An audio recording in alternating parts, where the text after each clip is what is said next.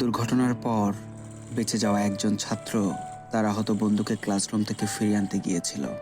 Fire brigadier officer বাধা দিয়ে বললেন, আর কোনো লাভ নেই, তোমার বন্ধু আর এই পৃথিবীতে নেই।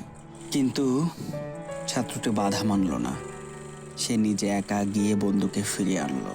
নিথর দেহ দেখে ফায়ার ব্রিগেডিয়ার অফিসার বললেন, আমি তোমাকে বলেছিলাম এর কোনো মূল্য নেই, সে না ফেরার দেশে চলে গেছে।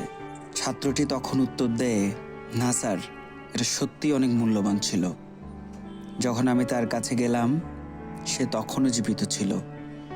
আমার বন্ধু আমাকে দেখে শেষ হাসিটা হেসেছিল এবং তার শেষ কথাটা ছিল, বন্ধু, আমি জানতাম তুই আসবি।